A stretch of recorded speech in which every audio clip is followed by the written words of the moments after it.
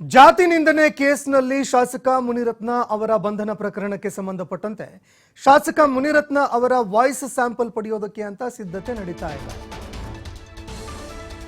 ಇನ್ನು ಶಾಸಕ ಮುನಿರತ್ನ ಅವರು ಬಹಳಷ್ಟು ಕೀಳು ಮಟ್ಟದ ಪದಗಳನ್ನ ಬಳಸಿ ಮಾತನಾಡಿರುವಂತಹ ಒಂದು ಆಡಿಯೋ ಸಾಮಾಜಿಕ ಜಾಲತಾಣದಲ್ಲಿ ವೈರಲ್ ಆಗ್ತಾ ಇದೆ. ಶಾಸಕ ಮುನಿರತ್ನ ಅವರದ್ದು ಅನ್ನುವಂತಹ ಆಡಿಯೋಗೆ ಸಂಬಂಧಪಟ್ಟಂತೆ ಈಗ ಶಾಸಕ ಮುನಿರತ್ನ ಅವರ ವಾಯ್ಸ್ ಸ್ಯಾಂಪಲ್ ಪಡೆಯೋದಕ್ಕೆ ಅಂತ ಸಿದ್ಧತೆ ಮಾಡಿಕೊಳ್ಳಲಾಗ್ತಾ ಇದೆ. ನಿನ್ನೆ ಪ್ರಕರಣ ಸಂಬಂಧ ವಿಚಾರಣೆ ಕೂಡ ನಡೆಸಿದ್ರು ಎಸಿಪಿ ಪ್ರಕಾಶ್ ರೆಡ್ಡಿ. ಈ ಪ್ರಕರಣಕ್ಕೆ ಸಂಬಂಧಪಟ್ಟಂತೆ ಮುನಿರತ್ನ ಅವರನ್ನ ವಿಚಾರಣೆ ಮಾಡಿದ್ರು. ಇಂದು ಮುನಿರತ್ನ ಅವರ ವಾಯ್ಸ್ ಸ್ಯಾಂಪಲ್ಗಳನ್ನು ಪೊಲೀಸ್ ಅಧಿಕಾರಿಗಳು ಪಡೆದುಕೊಳ್ಳಲಿದ್ದಾರೆ. ಅಶೋಕನಗರ ಠಾಣೆಯಲ್ಲಿ ಇವತ್ತು ಅವರ ಒಂದು ವಾಯ್ಸ್ಗಳನ್ನು ಪಡೆದುಕೊಳ್ತಾರೆ. FSL ಸಿಬ್ಬಂದಿ ಮುನಿರತ್ನ ಅವರ ವಾಯ್ಸ್ಗಳನ್ನು ರೆಕಾರ್ಡ್ ಮಾಡ್ಕೊಳ್ತಾರೆ. ಇನ್ನು ರೆಕಾರ್ಡ್ ಮಾಡಿಕೊಳ್ಳುವಂತಹ ಅಧಿಕಾರಿಗಳು ಅದನ್ನು FSLಗೆ ಕಳಿಸಲಿದ್ದಾರೆ. FSL ಸಿಬ್ಬಂದಿಗಳಿಂದಲೇ ಈ ಒಂದು ಆಡಿಯೋ ರೆಕಾರ್ಡ್ ಮಾಡಿಕೊಳ್ಳಲಾಗುತ್ತೆ ಅನ್ನುವಂತಹ ಮಾಹಿತಿ ಲಭ್ಯವಾಗ್ತಾ ಇದೆ. ಇನ್ನು ದೂರುದಾರರು ನೀಡಿರುವಂತಹ ಆಡಿಯೋ, ಅದೇ ರೀತಿ ಈಗ ಮುನಿರತ್ನ ಅವರಿಂದ ಪಡೆದುಕೊಳ್ಳುವಂತಹ ಧ್ವನಿ ಇದೆಯಲ್ಲ, ಎರಡನ್ನೂ ಕೂಡ ಪರಿಶೀಲನೆ ಮಾಡಲಾಗತ್ತೆ. ಎರಡೂ ಧ್ವನಿಗಳಲ್ಲಿ ಹೊಂದಾಣಿಕೆ ಆಗಿದ್ದೇ ಆದರೆ ಮುನಿರತ್ನ ಅವರಿಗೆ ಕಾನೂನು ಸಂಕಷ್ಟ ಖಚಿತ. ಯಾಕಂದ್ರೆ ಇದಕ್ಕೆ ಸಂಬಂಧಪಟ್ಟಂತೆ ಈಗಾಗಲೇ ಅವರು ಸಬೂಬು ಕೂಡ ಹೇಳಿದ್ದಾರೆ.